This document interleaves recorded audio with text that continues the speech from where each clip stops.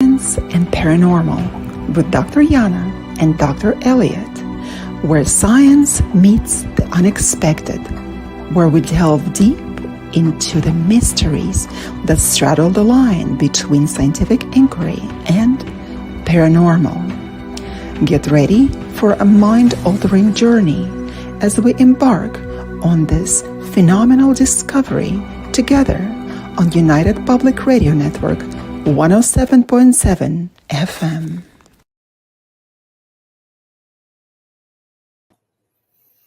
Good evening, everyone. Welcome to another episode of Science and the Paranormal with Dr. Yana and Dr. Elliott. Tonight we are broadcasting live from the United Public Radio Network, the UFO Paranormal Radio Network, 105.3 and 107.7 FM at New Orleans and also on Roku TV. And tonight we're just going to have an open mic night, and we encourage our listeners and anyone that is able to text us in the chat to share their experiences, ask us questions. We are an open book tonight about the science and the paranormal. Yes, good evening, ladies and gentlemen. Today is an exciting evening. Let's talk about everything that is paranormal out of our own personal experiences. Also, answer the questions, anything that you have. So come on over, visit us, and ask us questions. Yes, for sure. Speaking of questions, I know that we were going to share some of our paranormal experiences to start the evening off. So I always get asked how I got involved in the paranormal and whether or not it was an experience that got me involved in the paranormal. But for those that follow my work, they'll know that it was actually unsolved mysteries that got me interested in the paranormal, because I knew I always wanted to be a police officer. But not just any police officer. I wanted to be a homicide detective. And every once in a while, Unsolved Mysteries would throw in one of those cool ghost episodes or UFO episodes. And of course, I found that fascinating as well. And then in 1997, when the X-Files came on, I thought it was really cool that there was two law enforcement officers investigating the paranormal. So after that, I created my nonprofit organization, Paranormal Phenomena Research and Investigation, and have been investigating and researching the paranormal ever since. And the first paranormal experience I had was before I was a police officer, but had a couple of years of paranormal investigations under my belt. And it was a haunted house in Kentville. And it was really interesting. So the homeowners had reported to us that they were seeing faces in some of their photographs, that they had witnessed a ghost dog. One of their basset hounds had passed away. They had pennies that were mysteriously materializing all over the house. And they saw a female apparition walk down the stairwell. So it was a lot of activity. They had just moved into the home within the 6 months. It was an older home, a century home, and definitely got my interest. So once we went there, the first evening we came into the house, we made sure it was all clear of pennies. We found high EMF readings near the stairwell where they would see the apparition, which was interesting. And the second night we came back, we kind of resolved that. I'll explain that in a second. But that night, it was about 2 or 3 o'clock in the morning. And I had an investigator that would go check the camera, the battery, make sure it's still full, and the tape, make sure it's still recording, back when you had the old cassette tapes that were recording video. And at 2 or 3 in the morning, when he went over, there was a penny that had materialized by the base of our tripod. And it was set up in such a way that no one else could come into the room without us knowing it. The husband and the two daughters were upstairs in bed. The wife was with us, and the investigative team was all in the living room.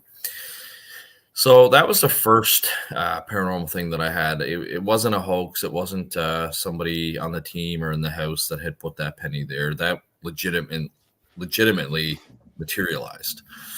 So that was the only thing that happened that night besides the high EMF readings.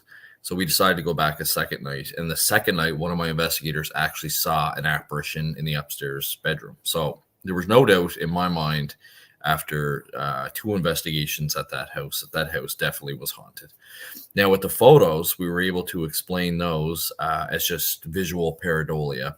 And for those listeners out there that haven't heard of visual pareidolia, our mind is designed to make sense of images that we don't understand and sounds that we don't understand. So that's why when you look up at the cloud, long enough, you can see some sort of shape in there or an animal or a creature. And same when you listen to electronic voice phenomena, you could hear stuff in there, or once somebody tells you what they think it says, that's all you can hear.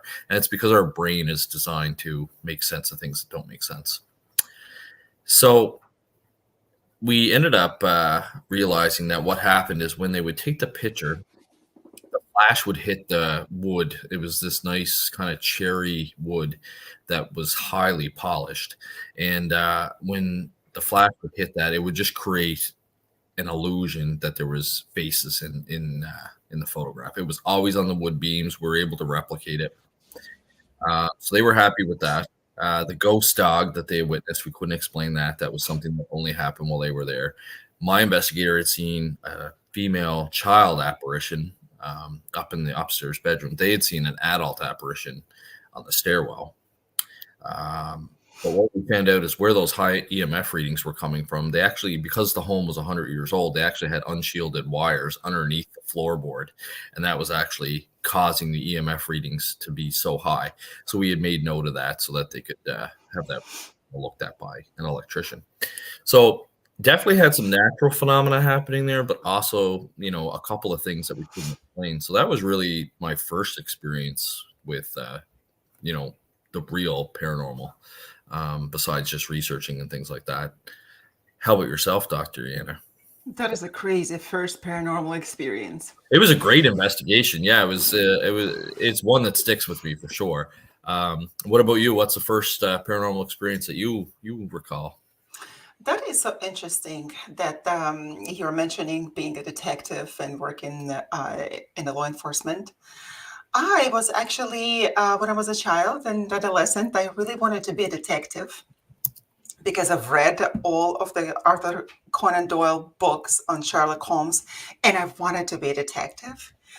It actually did not turn out to be, I didn't turn out to be working for a law enforcement. However, I became a detective of human souls.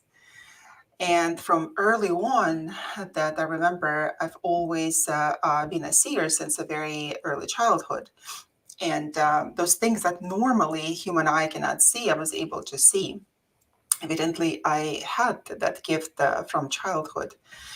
And my first experience was, I believe, that coming face to face with paranormal when I was 18.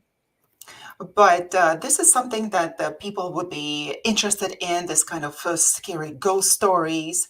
But even before that, I was able to see certain things that now would be considered paranormal. I used to know the sad things, the time when the person would die. I would know in the future how soon in the future the person is going to die, how many months, days, or years he has left, or she. And I used to tell that to my parents. At first, they just dismissed it, thinking that, everything can happen while you're a child. You can have interesting experiences and make things up.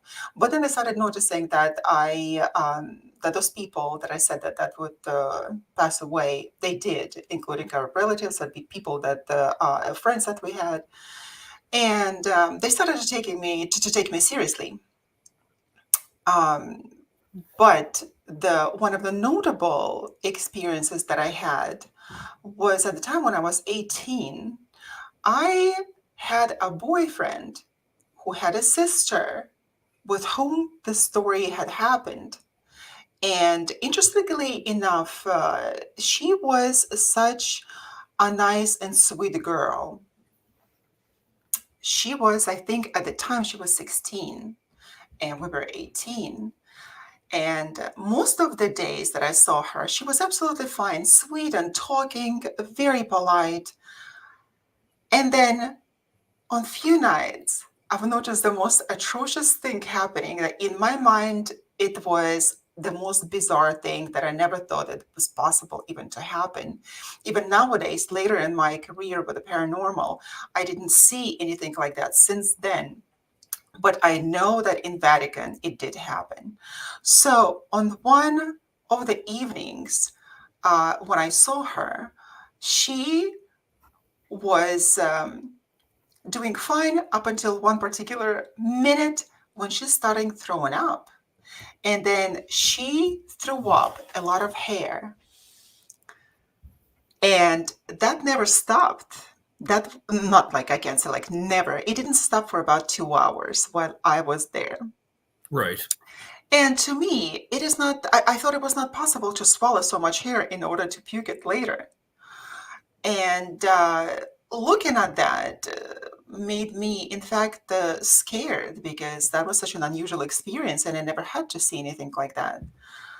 Uh, but I left, and then about a couple of weeks after that, a different occurrence happened.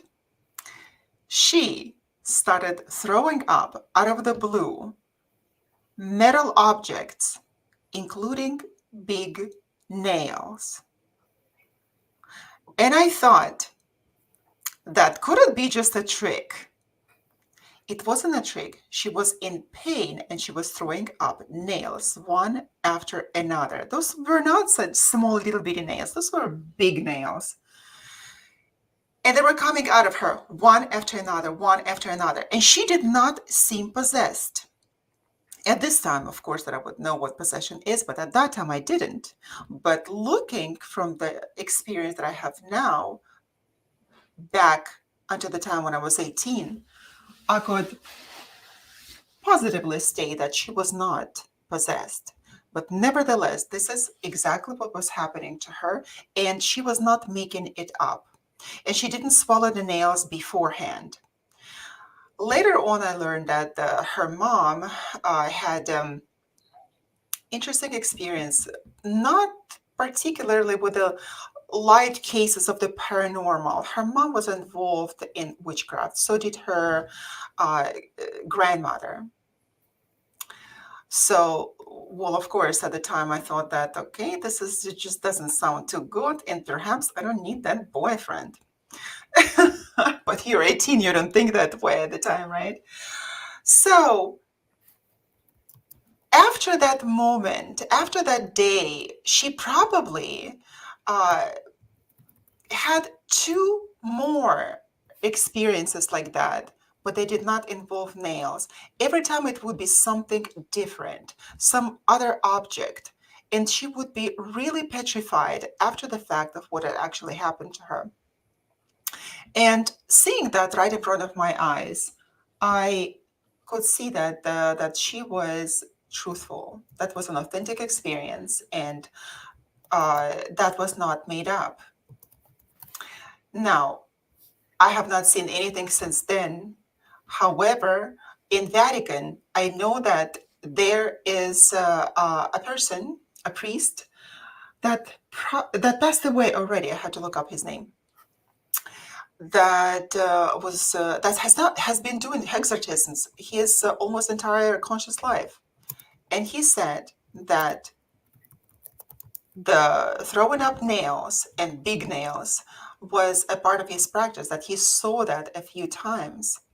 And I believe him because I could see that with my own eyes. A lot of the times that people say that, no, that is all fake and people make it up. It's not possible to make such things up when you throw something up for 2 hours. Because when you throw up and you clear your stomach, then you're supposed to feel better not to throw up for 2 hours. And she did not have any stomach virus. So those were occurrences when she was throwing up objects for about 2 hours straight. So that was my experience, the original experience. And I started uh, looking into the world of the paranormal. However, for me, at the time, it was a pretty scary experience that I decided not to go into that for many years. Although I would still investigate the places, I would investigate human souls in order to uh, understand the archetypal patterns in the souls, in the personal narratives of the person in order to help them. But coming face to face with the paranormal investigations happened probably 10 years after that. So that was the experience for me. We got a question for you. Gloria asks, I don't mean to interrupt. I'm curious. Could she have had some sort of mental disorder like Pika? Now, with your experience now, both in the paranormal and psychology, what would your thoughts be on looking back on it now retrospectively? Well, the thing is that with Pika, what happens is that kids they put actual non-food items into their mouth, and of course after that they would be throwing up. Um, However, that was not the case. That is normally happening with the younger kids, and she was about 16. And again, when you put some foreign objects uh, into yourself, when you ingest them, then again, when they all come out, you feel much better. When, of course, like with what parents would do, they would induce throwing up, and that's what children would do, and they would feel better. It would not be taking place for 2 hours straight, and then nails after nails. Besides, I think that it is not possible to even ingest big nails like this. They were long, fat nails with kind of thick heads.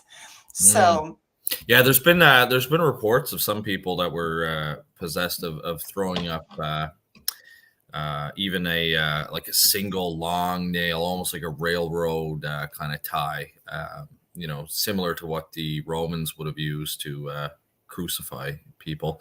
I know down in New Orleans, where we're broadcasting live from, that I've talked to some people involved in the voodoo world, and when they have kind of done a spiritual kind of cleanse or exorcism version of their exorcism, that people have thrown up snakes and strange things like that. But great question by Gloria, because certainly when we're investigating this type of phenomena, we do have to look at mental and physical health as one of the reasons. absolutely. So that would be something that we would certainly have to look into. Yeah, just remember that was Father Gabriel Amorth in Rome who would have this happen to him on few occasions. And he would be dealing with adults, and adults would be throwing up nails. And I think there was, it was depicted in the movie The Ride with Anthony Hopkins. If you remember that, I think there was a case when the girl was throwing up the nails. However, I believe that was not the original story. And even if it was based on the true events, those nails were not the part of the original story. So, but it Yeah. does happen. It does happen. And of course, here we have to rule out mental illness. However, in my practice, I am more and more convinced that a lot of mental illnesses are rooted in all sorts of spiritual possessions, oppressions, and people are affected to various degrees by different kinds of spiritual emanations. Yeah, no, that's very interesting when stuff like that happens. And of course, in possession cases as well, we also look for other signs as well, the aversion to religious objects, the speaking in a language that they shouldn't know, especially if it's Latin or the old Hebrew, levitation or paranormal Oh, phenomena yeah. like that. I've never witnessed a levitation actually in any of the 27 years I've been investigating. How about you? Have you witnessed any levitation? No, I have not. Not levitation. However, I know about the many cases that were popularized in Christianity with the saints, and some saints actually levitated. Yeah, I have heard of that. Yeah, no, that's very interesting. We got a few people chatting tonight, which is great. I'm just trying to keep up with it all.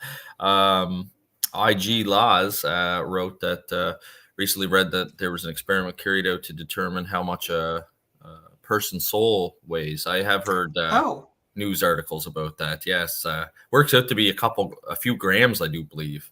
21 grams, in fact. That was the McDougall's experiment. And he actually weighed the human soul. He, in fact, that I remember, he uh, decided to weigh human bodies before they died and after they died.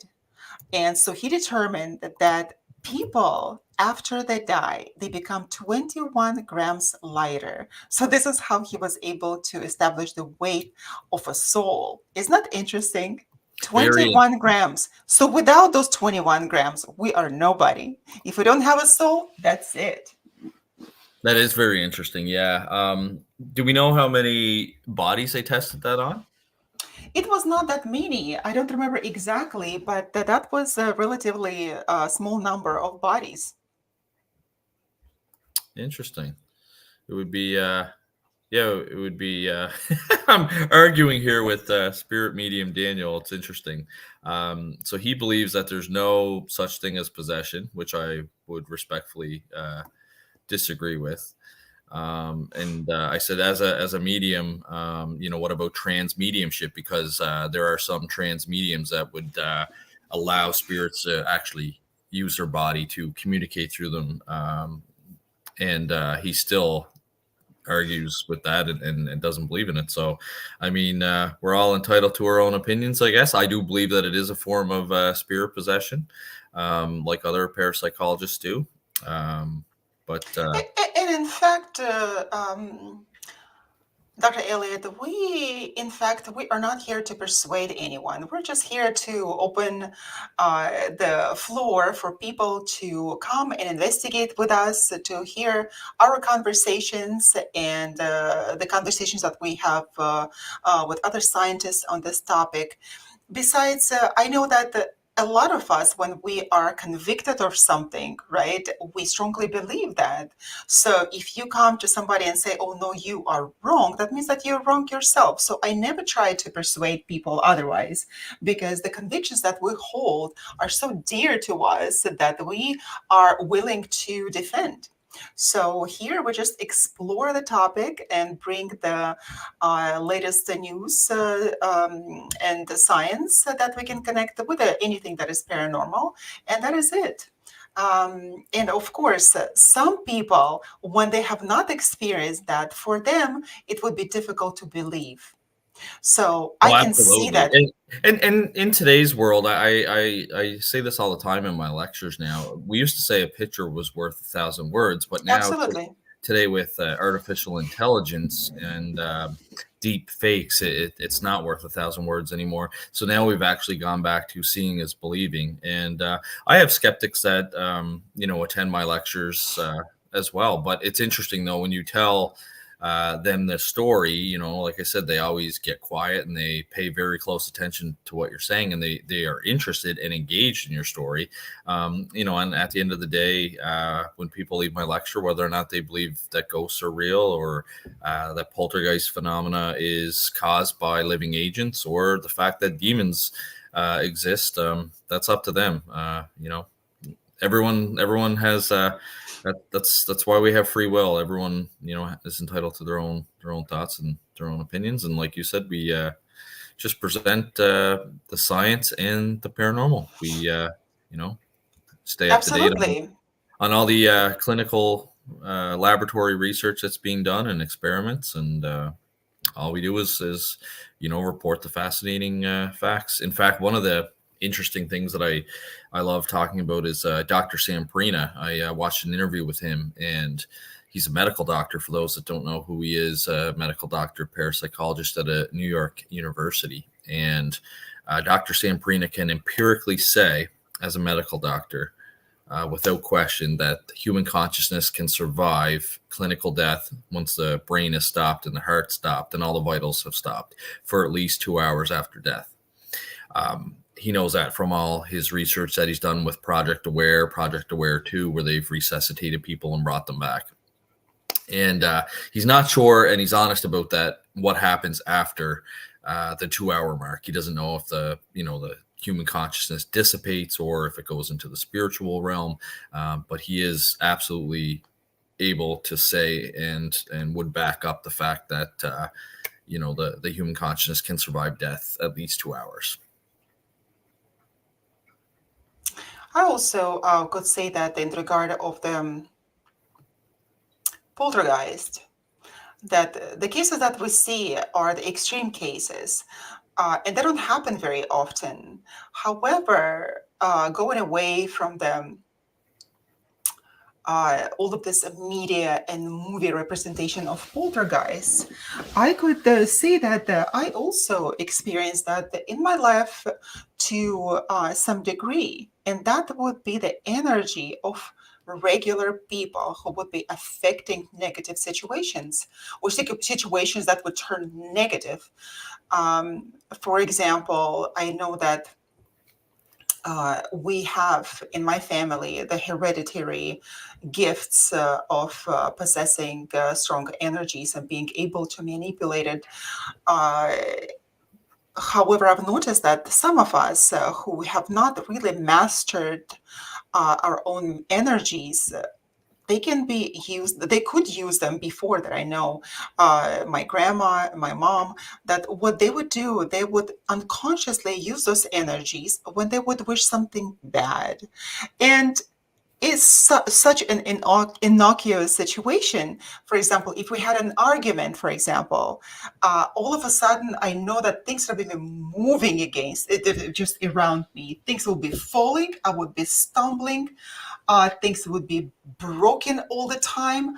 Lots of accidents would happen, either with my car or any places that I would go, something would definitely fall on me. And it is not, in fact, is associated with me. I'm not the one who is bringing up this sort of events, but that would be the energy, for example, of my mom, who was not conscious of this strong energy current that she had, until I had a conversation with her. And I said, you know, that what you do during our arguments is negatively affecting me, and I suffer. And I might as well, just because what is happening here, I might be seriously injured. And I asked her to harness that energy. And she did. She did. At first, she was really non-believing and rejecting this fact.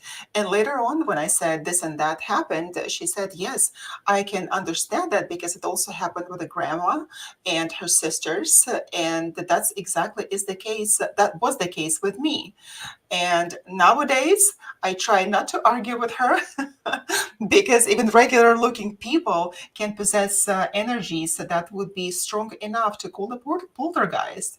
And even if poltergeist is called noisy spirit, what noise does it create? The noise of breaking the glass, for example, the noise even of cars breaking down.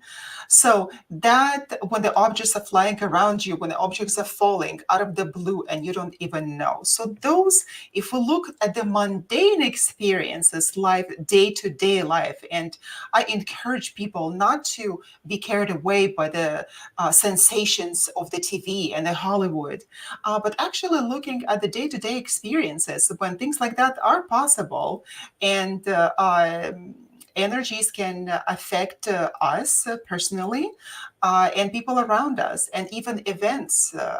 Later on, when I was able to even investigate and research the science of energies, I am able to control it, and not only to control, but to direct it in certain directions that would be beneficial for me, beneficial for other people. That's no, I agree. I think I I can't say I agree the most with you. Really, I do. I really do. Gloria has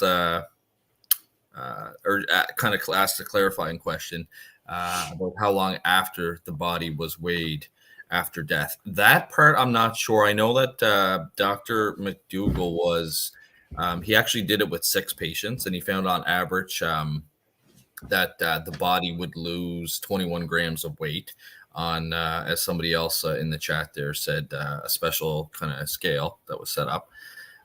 And I guess the patients were dying of tuberculosis, the ones that he examined, which was really interesting. But his paper was published in a scientific journal. I believe it was American Medicine. And this is over 100 years ago now. We're talking around early 1900s. But yeah, very, very interesting. And that's probably where you get the even today you still hear about the soul, because I told you I knew it was in grams. I didn't know it was 21, but yeah, you always hear people talk about the soul weighing 21 grams. That's where it would come from, is from that study. Yeah, so he had previously determined the weight loss attributed to evaporation of moisture from the skin. And by comparison, this was suddenly much larger. He even controlled the weight loss due to urine and fecal elimination, and concluded that this could not account for the change in weight.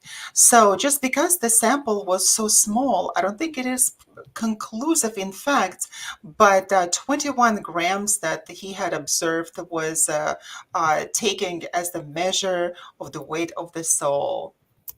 But it's not interesting that even now in the 21st century, that we don't know much about our soul. And of course, parapsychology I can't even talk about psychology, because the psychology, as appears, it is the mainstream psychology is the study of the mind, not necessarily of the soul. And here we are trying to understand what happens behind the curtains of our mind. And of course, that would be the soul and consciousness that would be directing our mind. Yeah, So there's that so was much. a very interesting question. There is, yeah, no, and there's so much that we don't know about human consciousness, even in parapsychology. And I think that's why mainstream science, or your hard sciences, has a very difficult time getting involved in parapsychology. So parapsychology is the scientific study of extrasensory perception or psychic abilities, mind-matter interaction, or psychokinesis as it's referred to, and survival of human consciousness beyond bodily death. It can also include out-of-body experiences, reincarnation, ghost investigations, anything like that. But it is really interesting because we have no way to detect human consciousness. Even in the medical field, we don't have, a EKG machine or an MRI machine or anything like that that can detect human consciousness. So there's a bunch of different beliefs. There's, the belief that it's just our brain and that's the way it functions. And once we die, it gets turned off and that's it. Others believe that it's, it's housed inside this physical shell. Once we die, it is energy. It can't be destroyed or changed. So it leaves the body. It moves on. Some people believe in reincarnation. Others believe that you go to, the promised land. There's all kinds of different beliefs. And when you start to dig into it as well, it's very interesting because culture plays a factor. Different cultures have different beliefs. Religion certainly plays a factor. Even just the way you were raised, if you were raised very matter of fact and scientifically, then you may be more of a skeptic. And there have been studies done in parapsychology where people that experience paranormal phenomena tend to be believers rather than skeptics. And I believe we have touched base on this on a couple of our other shows about this. Or earlier episodes, because we talked about it would be very hard for a skeptic to believe in something that they don't believe in. So it makes sense that believers tend to experience paranormal phenomena more so than skeptics. Absolutely. But you are not a believer up until you come face to face with it. And my family, growing up, there was no religion in Russia and the Soviet Union. When you grow up, right, there's just no religion. And then you grow up not knowing what God is. You don't get concerned. You did not get concerned about your soul. You wouldn't even ask pertinent questions, because we never went to church. We never spoken of life after death in my family. In fact, it was prohibited that both of my fathers, they were colonels in the army, and God forbid even to be caught by doing that. So we never practiced, and we never went to church. And believing in something like this would be out of the ordinary. Nevertheless, when you're born and you are born with a gift of seeing, then then you should use it. But the thing is that for many, many years, I denied it.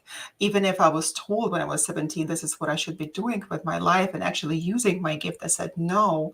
And I would like to stress the importance of the fact that when you're given a gift, it is not by accident. You have to use it. And if you don't use it, not that it is going to be taken away from you, but you will suffer at some point in time. Things will start crumbling. People may get sick. Life deteriorates. People leave. And we have to be really conscious about it. So if your soul is calling you to do something, please go and do it. It doesn't matter how bizarre it sounds. Just take it critically, of course, weigh all pros and cons, of course, but then nevertheless, follow your heart. Yeah, and you often hear people say, they join law enforcement because it was a calling, or they became a paranormal investigator because it was a calling, or you even hear some exorcists say that they say that they never chose to be an exorcist or never join the church to become an exorcist, but it became a calling for them. And a lot of them will say that they feel that was God's will, that they wanted them to do that type of work in the Catholic Church. It's called deliverance work. Just like Father Gary. Father Gary, who was the protagonist of the Anthony Hopkins role in the movie The Ride. Mm-hmm. Yeah, so that's exactly is the case. When he told me, we had a conversation with him about the exorcism and deliverance and everything that it involves.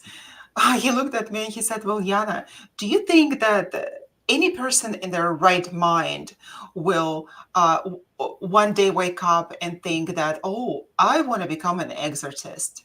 No way, nobody ever. And even I didn't want to do that.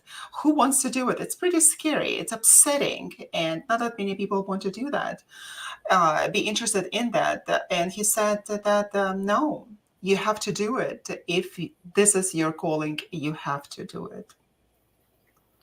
Yep. No, that you're right. And that's kind of their opinions on it. And it's interesting. Speaking of opinions, I get easily I do tend to get easily frustrated with skeptics, and I do want to let our audience know that it is a good thing in the paranormal to be critical, for sure, but there is a difference between, and you have to be critical, actually, I would even argue. And that's why when people ask me, what am I? Am I a believer? Am I a skeptic?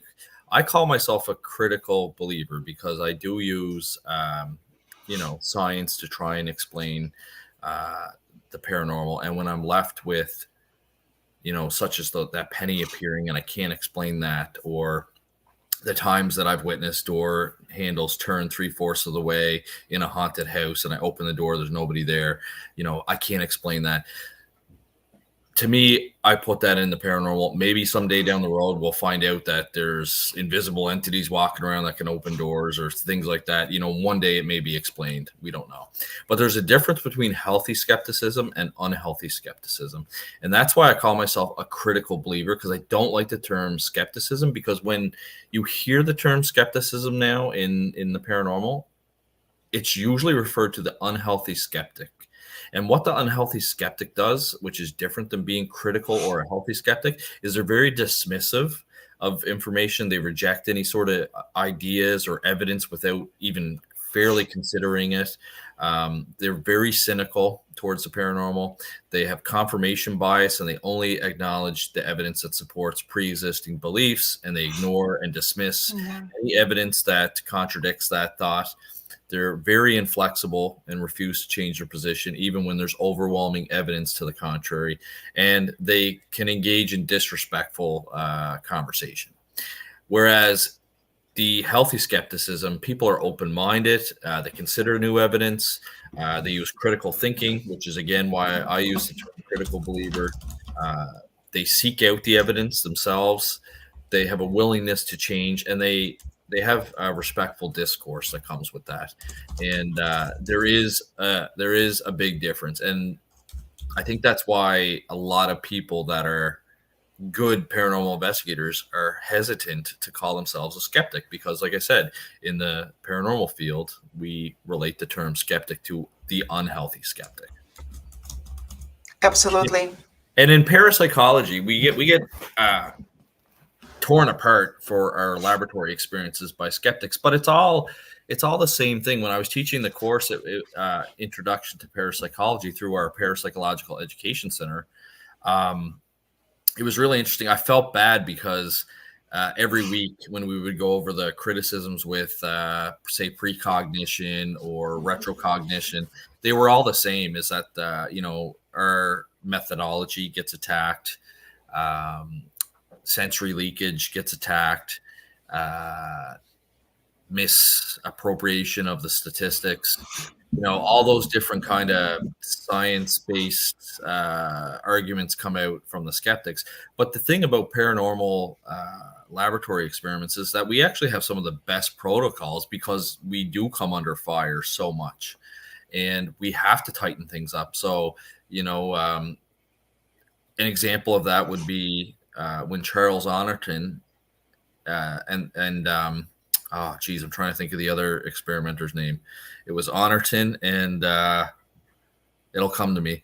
But they created the joint communique and created the Otto Gansfeld. So what it was is a believer and a skeptic got together, and they looked at the work that was being done with the Gansfeld, and they ended up creating a stricter, tighter protocol. And it was an awesome thing to see a skeptic working with a believer to tighten up that experiment. So parapsychology has, really come under fire, but they do the best with what they can. I mean, we're dealing with a topic that is unknown. It's not normal to, physical science, or it goes against what physical science knows. And yeah, I find it funny. Everyone attacks the parapsychologists, but I don't really hear like astrophysicists getting attacked for their theories or anything like that. I don't know. Maybe it's because they don't really talk about their work. Well, you know what? In order to be the astrophysicist, you have to have years of education, of course. And it is quite hard for people to measure up with them or even have a conversation on astrophysical topics. However, with the topic of paranormal, people can relate to that more. And some have personal experiences, of course. And a lot of people find it that they can converse on those topics, even if they haven't had any personal experiences. So, also, as Jung said, we can learn a lot about ourselves, right, by the irritations that we have against others and other events.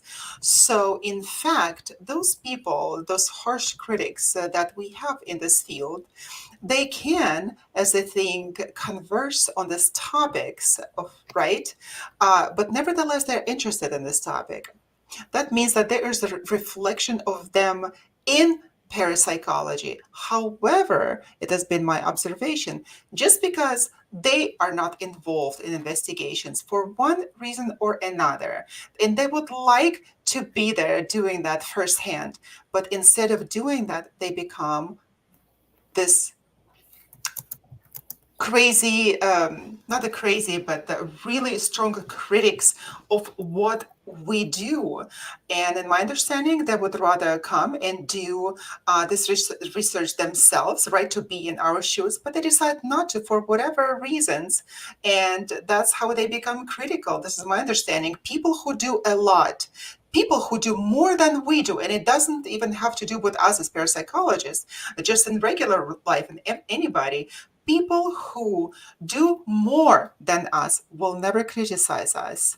It's always those who do less that will criticize us and banish us for our views, for our research, the technology and approach and methodology. So that is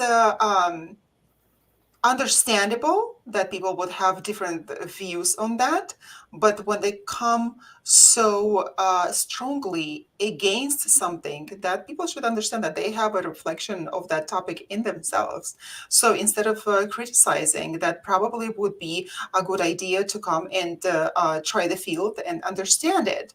But I also know that those critics that actually want to understand the topic, they criticize it with the constructive criticism, and they actually want to understand. They want you to prove it to them that this is the case. And I've seen several times that it happened, and people would, in the first place, they would get pretty upset at the beginning, and I would perceive as them being very upset about that, and I would take it as an insult. But in fact, they just want to know, and there are people like that as well. So it is really worthy of trying to explain it to those kind of critics than to those who just come with insults. Absolutely, I agree. And thanks for the comment there, IG. He mentioned I have undeniable qualities, Qualities. and he takes off the Stetson. That would be the hat that the Mounties wear.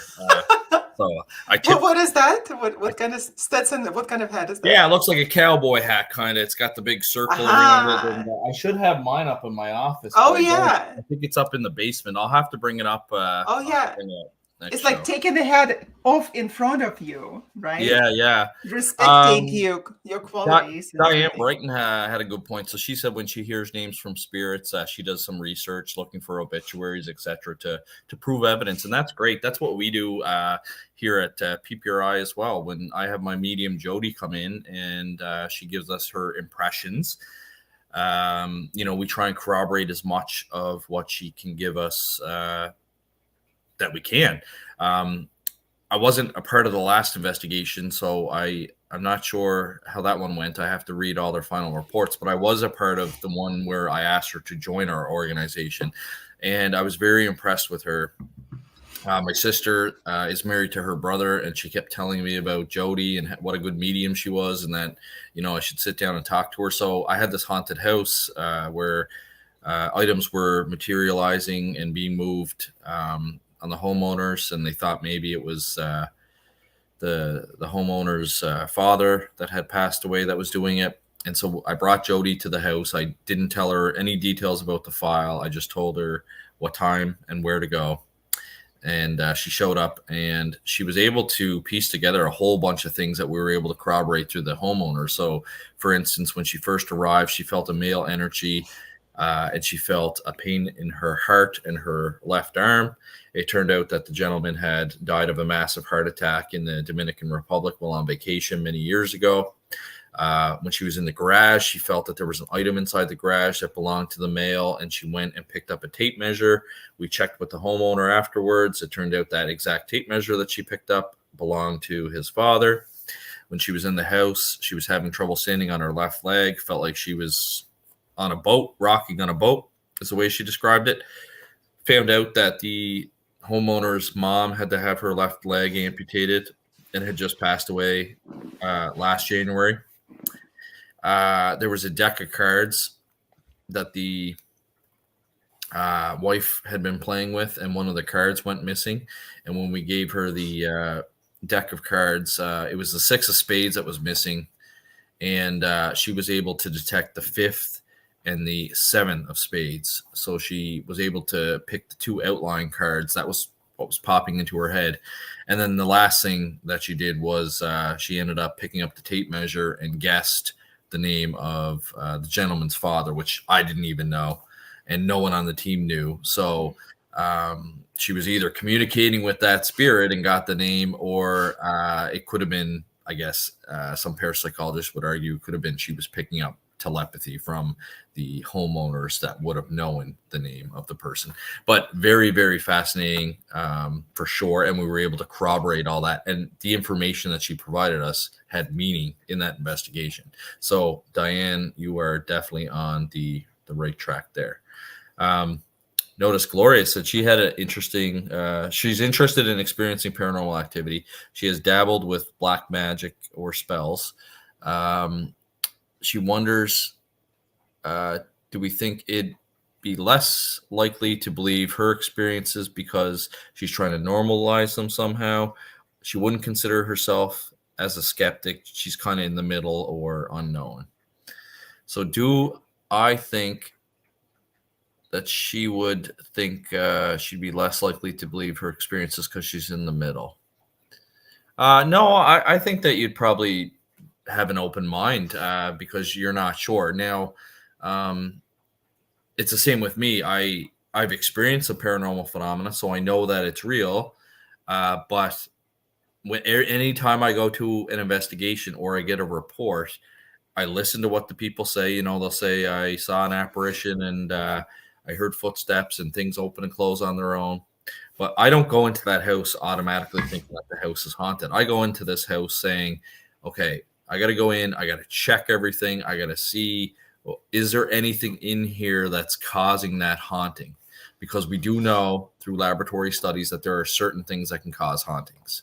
Excessive amounts of electromagnetic radiation on days where the Earth's geomagnetic field is producing more energy, carbon monoxide poisoning. There's multiple different mental health issues, multiple different things that can cause somebody to experience a haunting. So I think that Gloria probably just puts you into a good spot to be kind of critical because you're not sure if you believe in the paranormal or not, but it sounds like you're open to those experiences.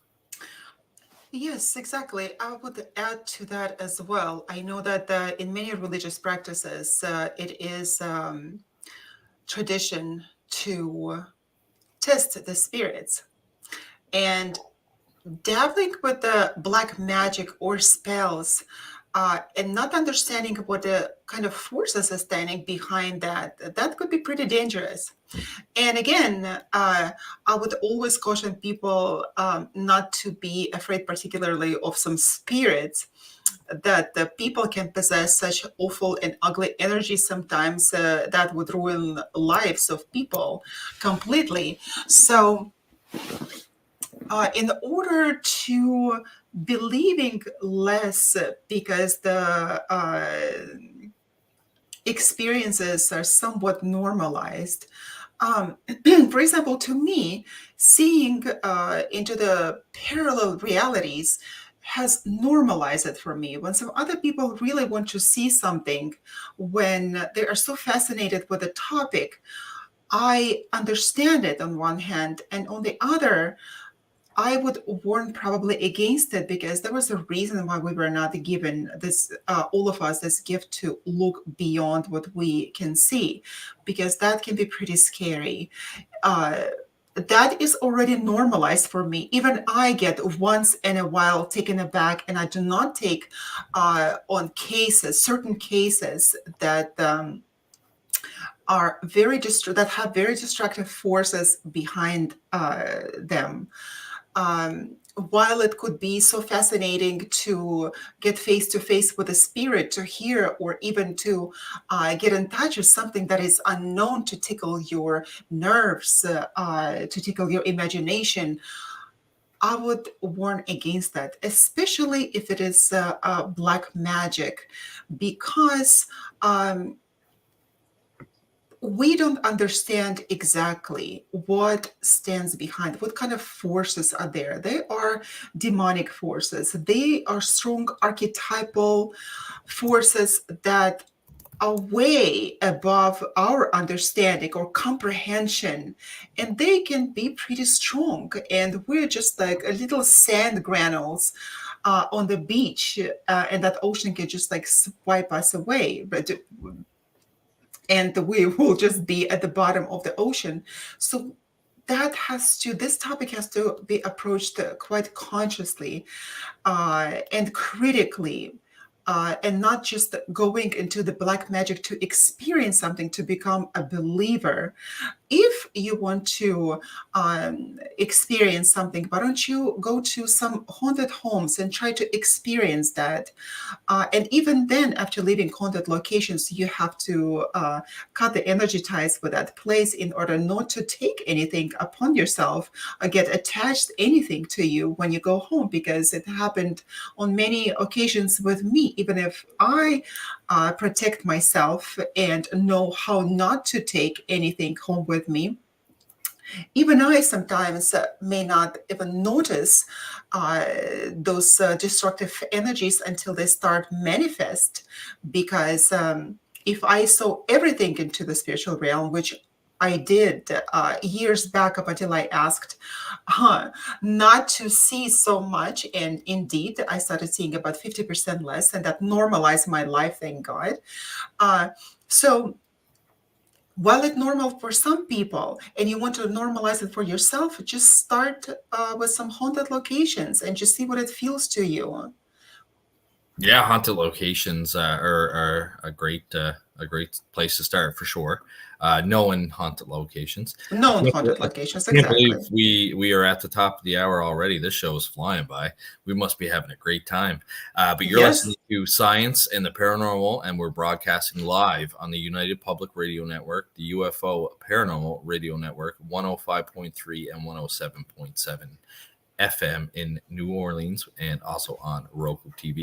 The other thing with black magic as well is depending on where you are, there are still some countries where it is illegal to practice witchcraft. I was just checking some of the ones that still have laws. We actually used to have one in Canada.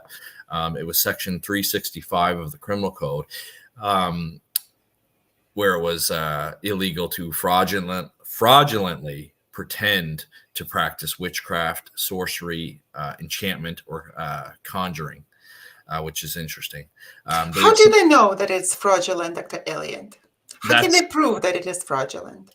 Yeah, that's the thing. It would have been a tough crime to prove.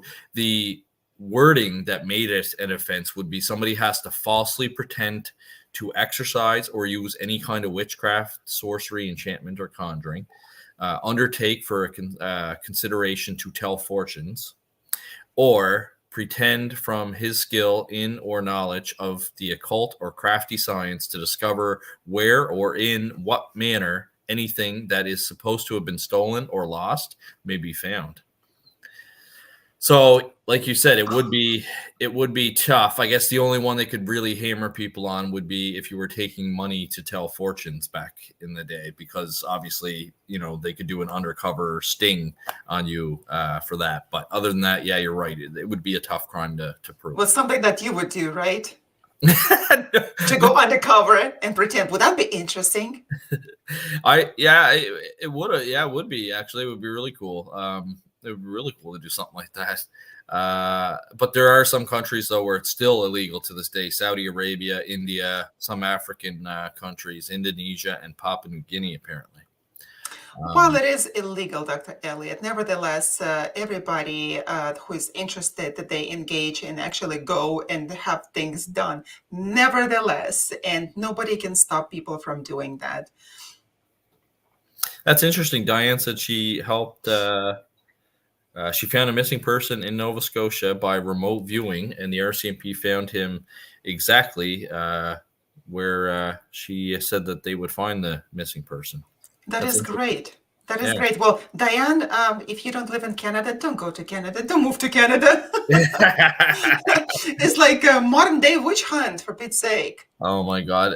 We're supposed to get another storm on Thursday too. And it's supposed to be ice this time, an ice storm. So that's Oh, wow. real fun.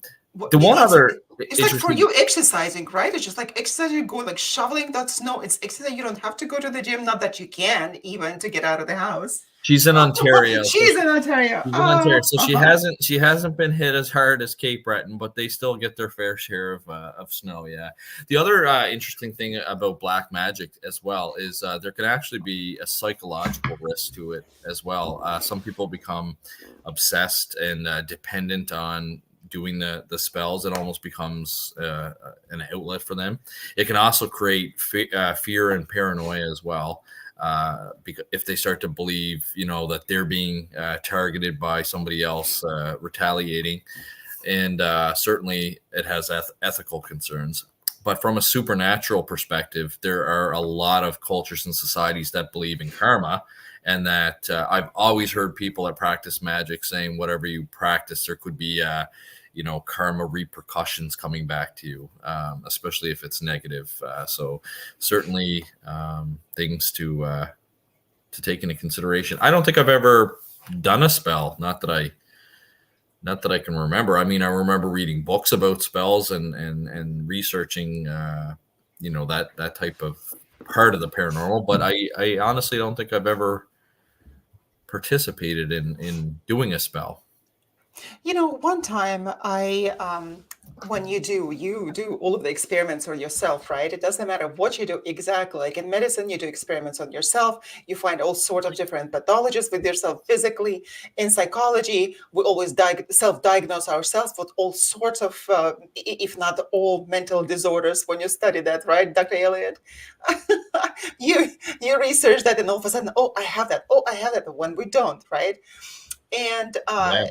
even with the magic, for example, what is magic? Like in my understanding, it's a certain energies that we can manipulate. And as a researcher, I also did one sort of ritual one time in with the Solomon's magic. And there are interesting at the time that I found interesting sigils and signatures, and I just wanted to see what it was all about. And I wouldn't advise anyone out of your curiosity just to go and explore that, because even wanting to see it from my human perspective and doing the sigil, and actually I wrote it, and I drew it by hand, and I wrote it by hand. And when you try, and I also investigated every spirit behind it. I knew what it was all about, but it is impossible to investigate everything because we don't know it. We don't just communicate with those spirits on an everyday basis. We can't just like call them up and say, hey, what are your specifications? What can you tell me about it? What can you do for me? Right? So we don't know that. And I did it once. And to tell you the truth, I had the worst nightmare. And how?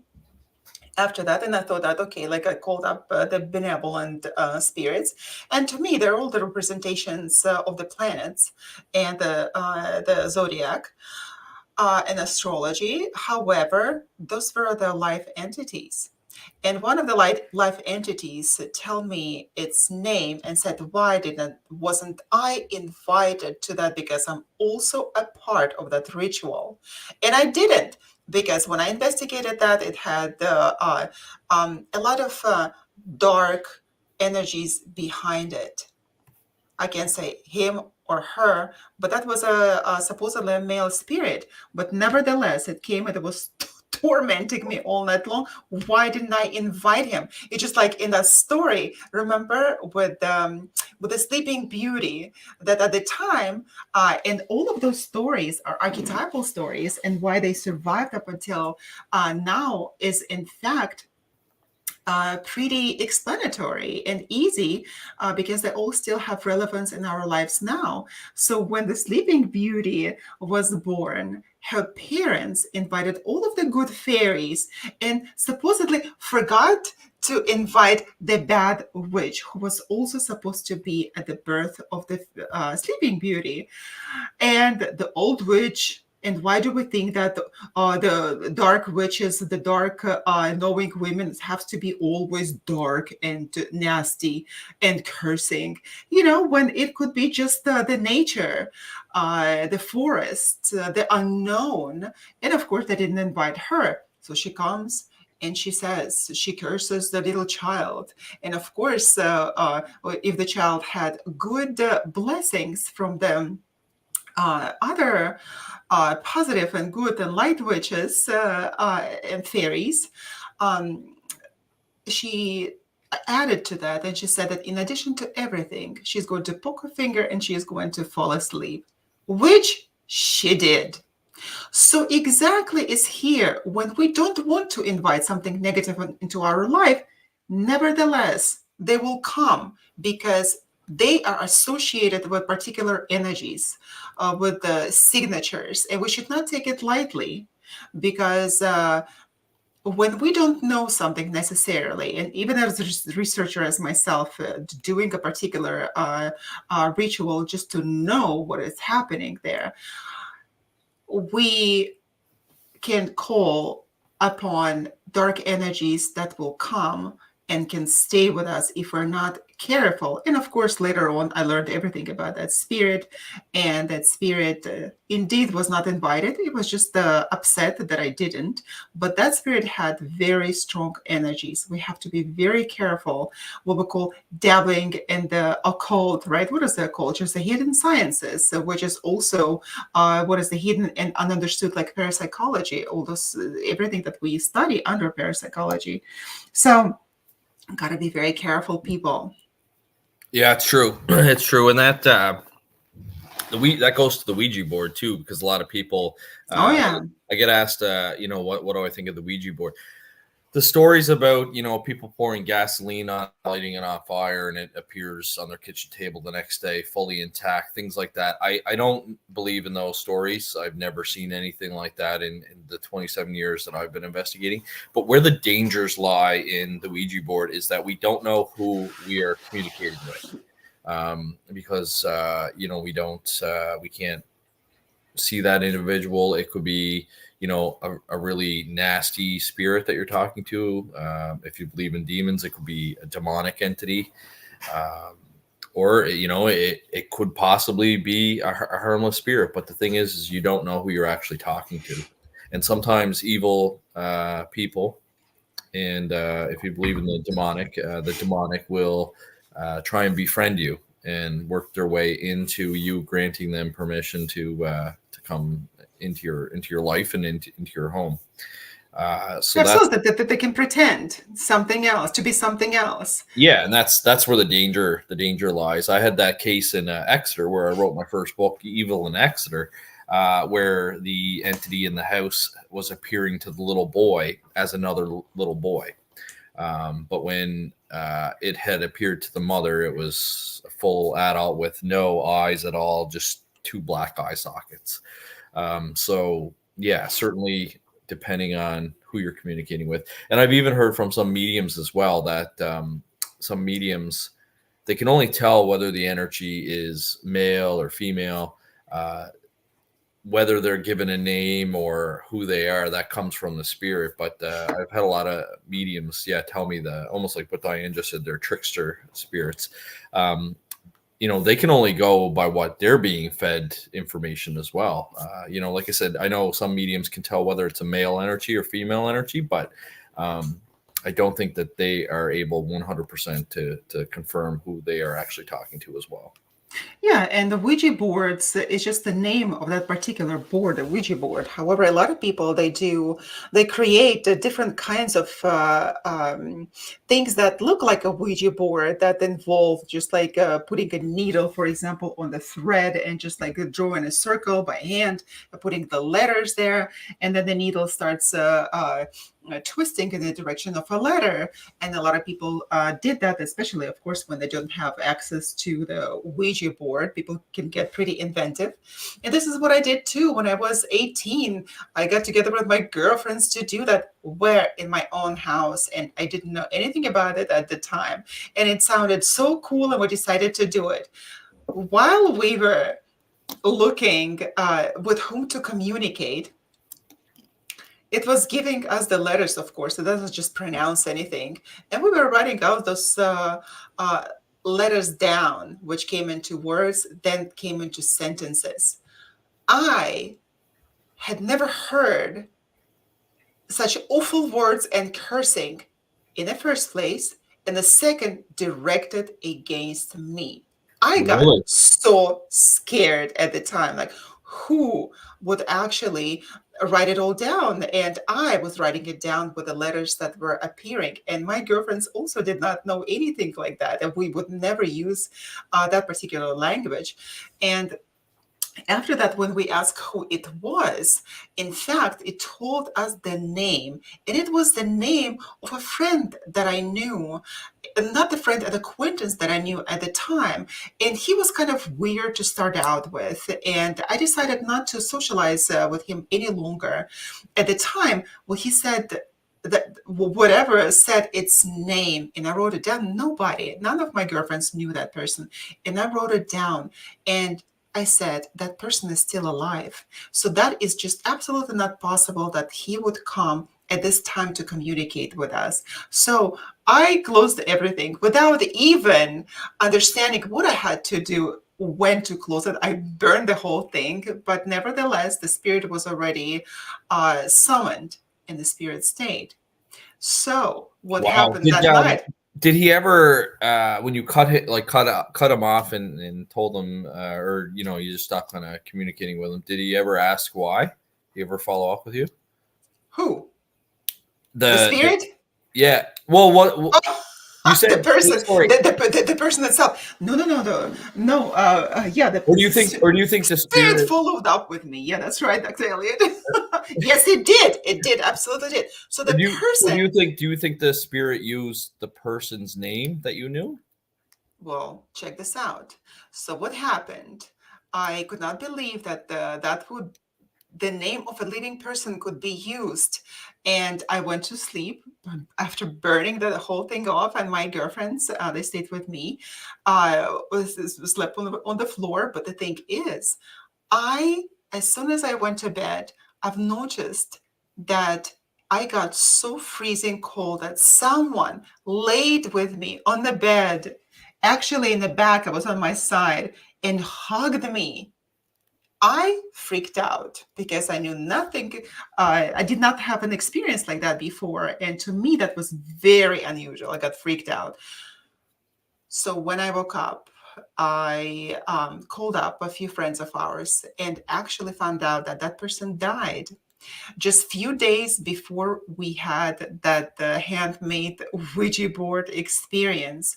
So in my understanding that the spirits, they know who to go to, who can see them, or who have this interesting board, call it the Ouija board or anything else, if it is handmade, who can actually they can communicate through that board. So we have to be so careful about it. And if we do that, we just have to cut all of the ties and send all of the spirits back.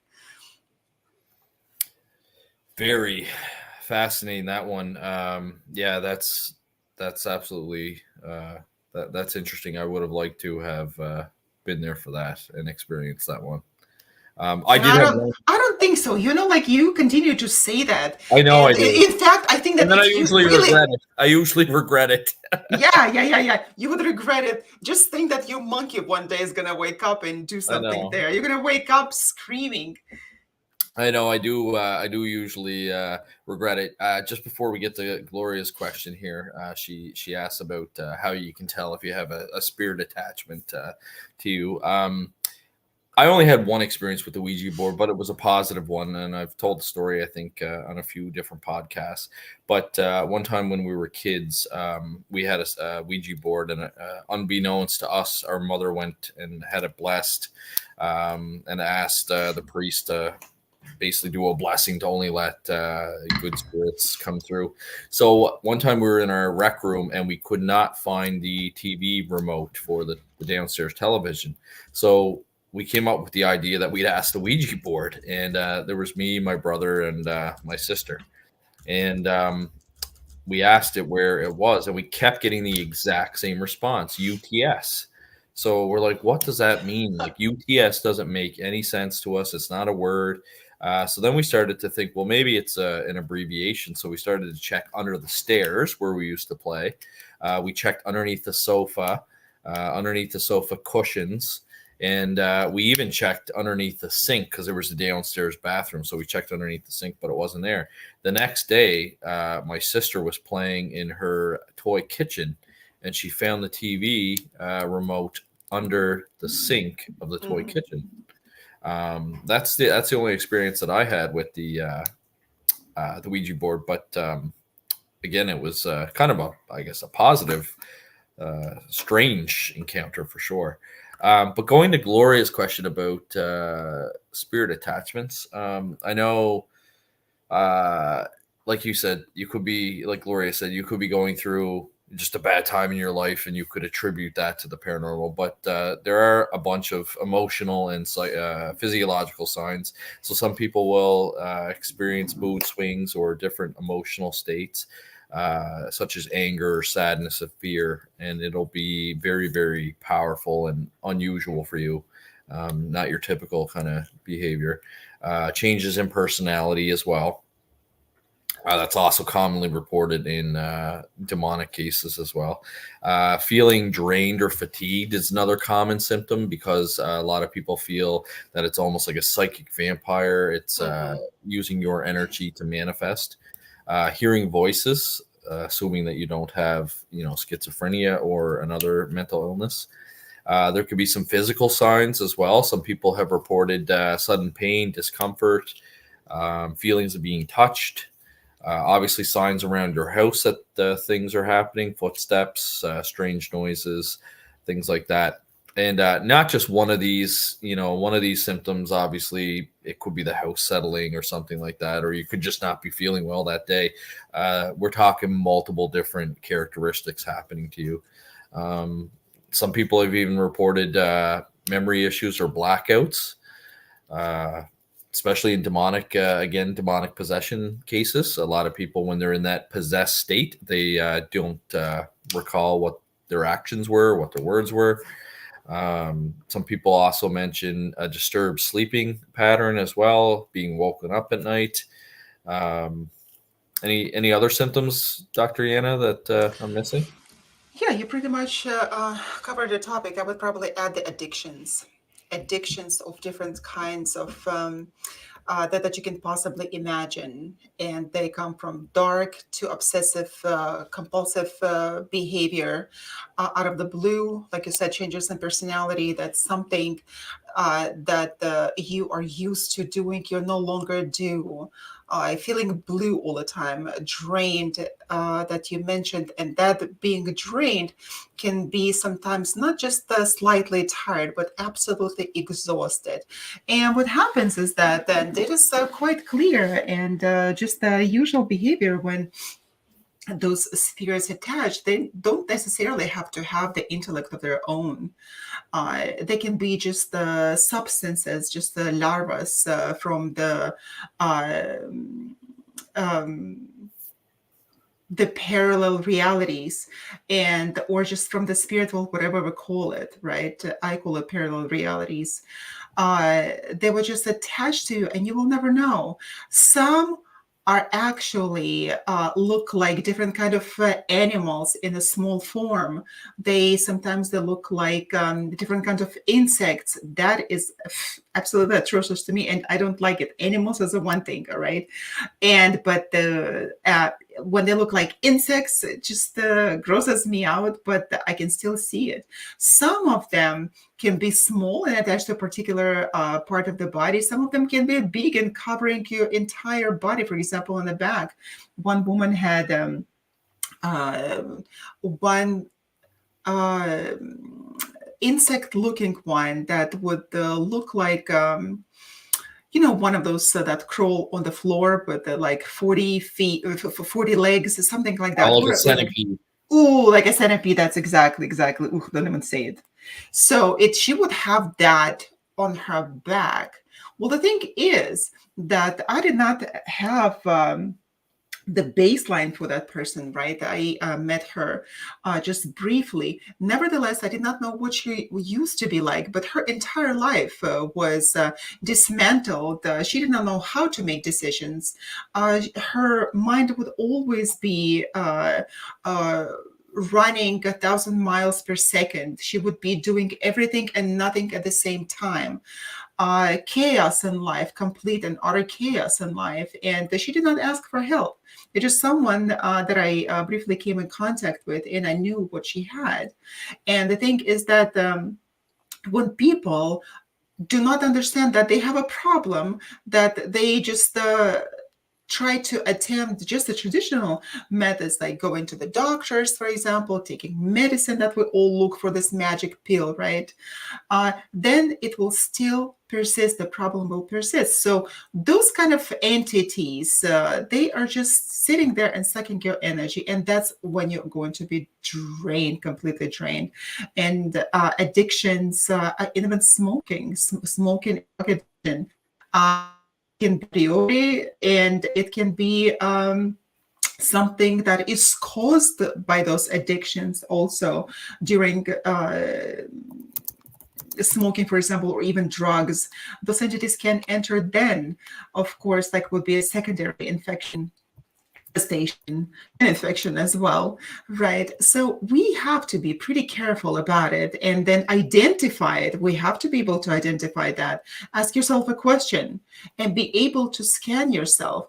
It is not so difficult. However, it just takes time and determination to scan yourself and to see, be willing to see what it is there and which part of your body has an attachment, or perhaps your entire life. Perhaps that is a spirit that has the intellect and is able to govern your life through the prism of its own intellect. Quite possible.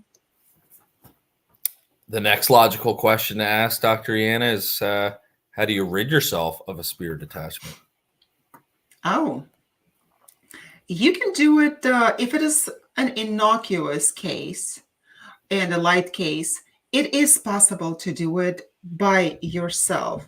And of course, at first, you have to identify what brought this attachment to you. Where did you step? What land, what ground did you step? What building did you go to? Which people did you associate with? Like, for example, in the black magic, like you said, where is it? That I did fall into a bad place in life and resorted to black magic as a bad resort, possibly. So that is, we do things when we are at the lowest in our lives in order to save ourselves. You know, that we look for opportunities and possibilities to help ourselves, sometimes not the best choice. And in order to rid ourselves, first identify where you caught it. And even that perhaps may not be the crucial part. You have to be able to cleanse yourself, to even be able to be willing to part with this thing. If it is an innocuous case, if it is something really that doesn't have an intellect, it's possible to get rid of by meditating, by praying, by cleansing yourself, by cutting energy cords, emotional cords with everything and anything, because we do form bad negative energy cords with people, and also with places and events, and we have to be able to and willing to let it go. So by identifying the place where you caught it, by identifying the entity, and then working toward getting rid of them. But in fact, there can be pretty stubborn cases when you yourself do not even know where you caught it. It's like catching a virus. If we can catch a virus, we can catch a spiritual virus as well. So I would advise also to go to people who are knowledgeable in this topics, who can actually see it and help you identify it and rid you of it. Yeah, so some people go see Reiki masters for energy healing. I know some people do salt baths as well to Yeah. kind of purify yourself and get rid of negative energy. Smudging as well with sage, prayer, if you're religious, for protection. Um, I I've know no, other kind of cultures as well, like they'll seek out, a shaman, or maybe an elder if it's a First Nations person. yeah, I've noticed that when people come to me, what happens, and you can find me on JanaGreenberg.me. What happens when people come to me and they seek help, we look for the original problem where they caught it. And sometimes that could be even generational. And we are able together just to look it up and to see, identify the origin, the source of the problem, and work in that direction and get rid of it. Sometimes it may not even be your fault. Sometimes it is something generational that travels from generation to generation, from your parents to you, and from you to your children. So we have to also be able to identify that and be able and willing to rid ourselves of any attachment, spiritual attachments. I have heard of that, almost, yeah, like you said, the generational. I don't want to call it like a generational curse, but a generational attachment. Generational attachment, generational problems we have. And again, we don't have to have all these dire possession cases. It was just as uh, easy as, for example, when I looked at myself and my life, I noticed that quite often I would be engaged with people in some sort of activity, and they will just turn around and betray me, betray my trust, or the activity that in which that we were involved, cancel the partnership. And I started pondering that question, and I thought, okay, if it is not my problem, it was not my personal problem. I decided to look what in the past that happened to my ancestors, perhaps, that could cause it. And I was able to identify it, and I did not have to go far. It was actually shortly after World War One, Hmm. when my great grandfather did not keep a word given to his partner, business partner, did not keep the word, which I did not know anything about it. And that followed from the time, evidently, there were strong feelings involved. Of course, when you don't keep your part of the agreement, the other party becomes really upset. So he did not keep his part of the agreement. Essentially, that was a betrayal. And we don't want to believe, like when we betray someone, right? We want to still to preserve our faith and believe otherwise. But nevertheless, that was a betrayal. And I was able to deal with that and close that off, and state that I no longer responsible for the deeds of my ancestors, that it was all paid for already. And after Interesting. that, exactly, yeah, it's very interesting. And I noticed that since then, that did not happen.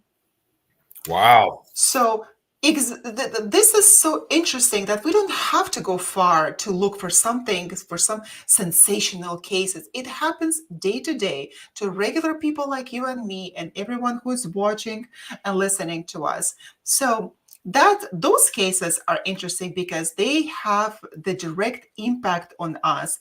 And when you take care of the origin of the problem, then the symptoms disappear.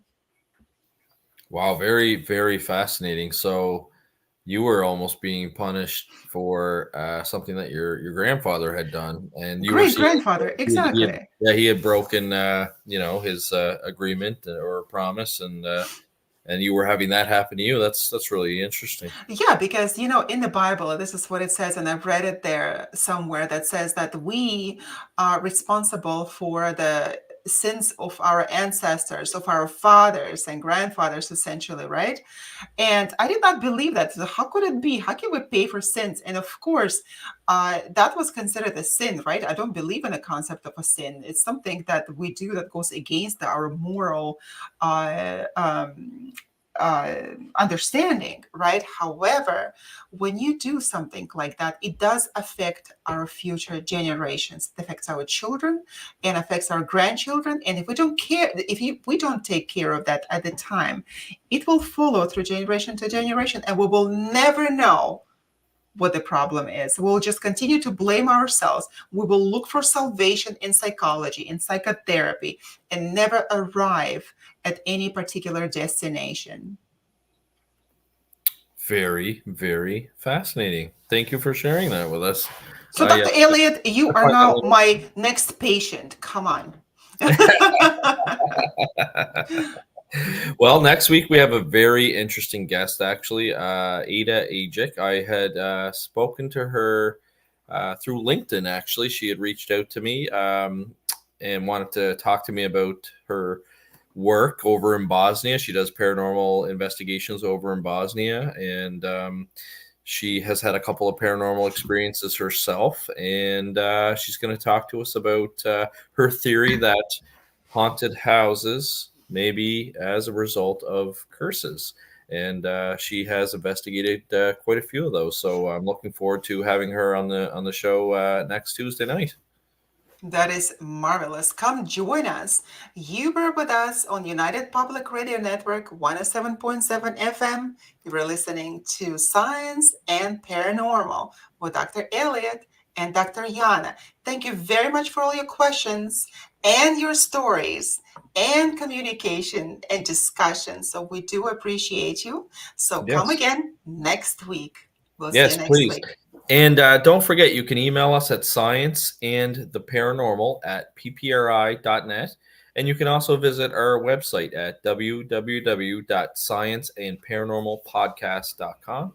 And don't forget to give us a like, a follow, subscribe, share, and comment on our any of the listening platforms that you listen to us on. It just helps support us. And it's been great. Really enjoyed the first open mic. Didn't know where the conversation was going to go, but that was great. Fantastic. We'll see you next week. All right. Have a good night, everyone. Bye.